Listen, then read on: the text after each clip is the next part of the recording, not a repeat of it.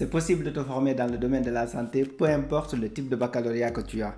Il y a des métiers dans ce domaine qui te permettront de trouver un emploi rapidement avec un salaire élevé.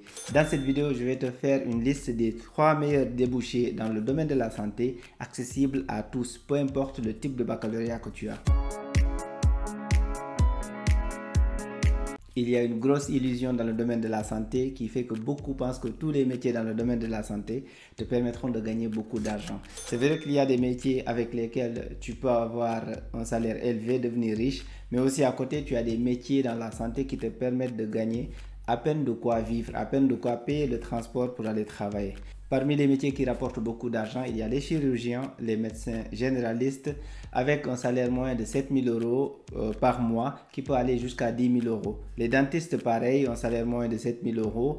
En gros, toutes les spécialités en santé qui nécessitent de faire de longues études, au moins 7 années d'études supérieures après le bac, te permettront d'avoir un salaire très élevé, te permettront de devenir riche dans ce domaine. Tu dois noter aussi que ces métiers cités permettent certes de gagner beaucoup d'argent, mais ils ne sont pas accessibles à tous. Tu dois avoir un baccalauréat scientifique à minima et avoir de très grosses notes dans des matières comme les mathématiques, physique, chimie, sciences de la vie et de la terre. Et parfois, cela ne suffit pas car le domaine est régulé par l'État et il est donc très sélectif. À côté de ces spécialités qui rapportent beaucoup d'argent, il y en a d'autres qui permettent aussi de gagner sa vie, mais l'avantage principal que celles-ci ont, c'est qu'elles sont accessibles à tous. Parmi elles, en premier, tu as le métier d'infirmier. L'infirmier contribue à l'élaboration d'un diagnostic. Il procède à des soins spécifiques et d'hygiène nécessités par l'état de santé du malade. Prise de la tension et de la température, pose de pansements, prélèvement sanguin, injection,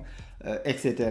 Il prépare aussi les patients pour le bloc opératoire. L'infirmier assure également des tâches administratives comme le suivi de dossiers médicaux. Donc c'est quelqu'un d'assez polyvalent, c'est un métier intéressant. Sache que si tu es infirmier, tu auras une charge de travail élevée qui implique une présence permanente auprès des malades. Tu vas aussi travailler la nuit dans la plupart des cas. Donc réfléchis bien avant de te lancer dans ce métier. Il est intéressant, mais il représente une charge de travail très élevée. C'est une grosse responsabilité.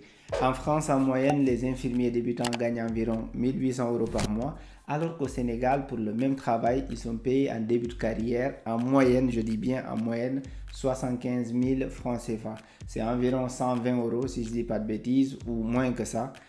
Une grosse différence qui s'explique par pas mal de choses. Le second métier dans le domaine de la santé accessible à tous est celui de sage-femme. Pour faire simple, la sage-femme est une spécialiste des grossesses normales. Elle suit les femmes enceintes dont elle a la charge du diagnostic de la grossesse jusqu'au jour de l'accouchement. Entre autres, la sage-femme assure seule la plupart des accouchements. Après l'accouchement, elle s'occupe du nouveau-né et vérifie qu'il soit en bonne santé et accomplit des gestes de réanimation. Ce que tu vois à la télé parfois, on essaie de réanimer le bébé pour qu'il pleure. Donc c'est la sage-femme qui s'en charge.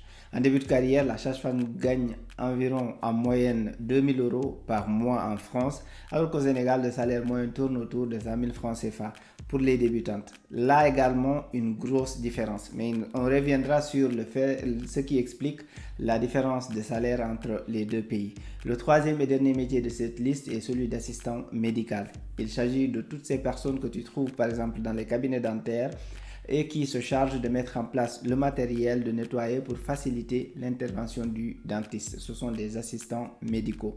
Si tu es assistant médical, tu vas aussi contribuer au travail administratif, notamment la mise à jour et le classement de dossiers médicaux, report des informations dans le carnet de santé, réception des résultats d'examen, commande de matériel, etc.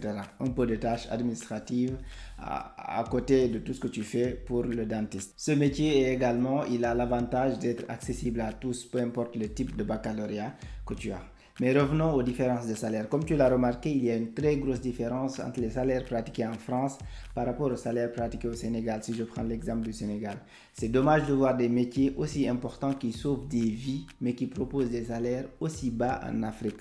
Mais ce n'est pas tout le monde qui a des salaires aussi bas. Il y a certaines structures en Afrique qui respectent les travailleurs et qui leur proposent des salaires dignes, pas aussi élevés que les salaires en France parce que les niveaux de vie ne sont pas les mêmes, mais des salaires dignes.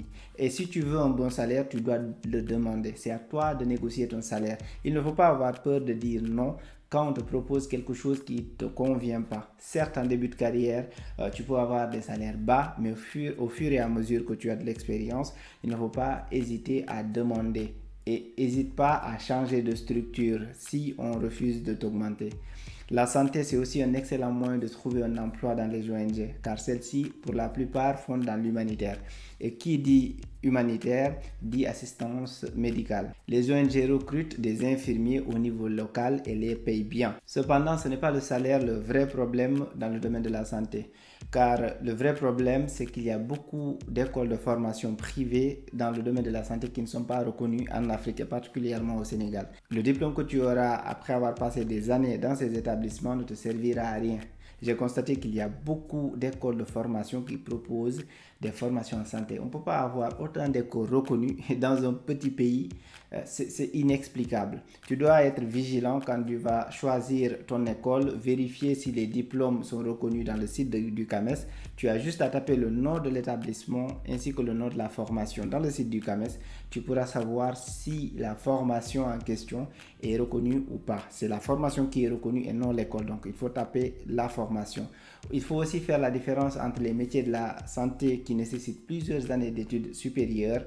Il s'agit de tous ceux que j'ai cités en premier, donc des spécialisations.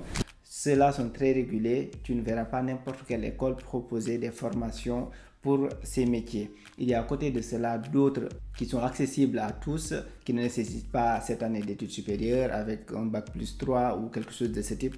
Tu peux les exercer. Il faut faire la part des choses. Quand tu veux aller dans le domaine de la santé, il faut que tu choisisses ton chemin. Ce que tu dois retenir surtout, c'est que tout le monde veut avoir un bon salaire après les études et c'est très normal. C'est la raison pour laquelle les salaires des médecins attirent, car il y en a qui gagnent beaucoup d'argent. C'est aussi à cause de cela que beaucoup pensent que parce que les médecins gagnent beaucoup d'argent, donc tous les métiers dans le domaine de la santé payent bien.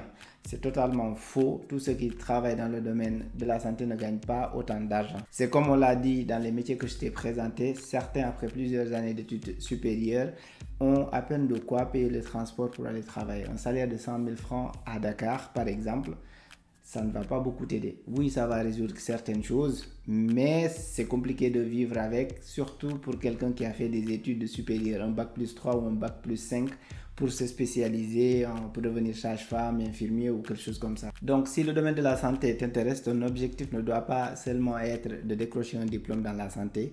Assure-toi surtout que le diplôme sera reconnu, que tu pourras le faire valoir. Pendant tes études aussi, fais des stages. Même si ce sont des stages non rémunérés, fais des stages quand même. C'est très très important. Je ne le répéterai pas assez.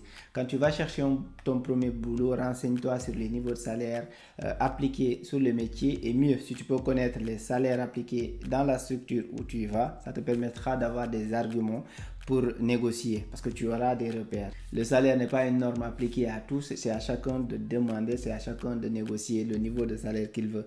J'espère que cette vidéo t'a plu, qu'elle te sera utile. N'oublie pas de t'abonner et de liker si c'est le cas, cela m'aidera énormément. Merci et à très bientôt.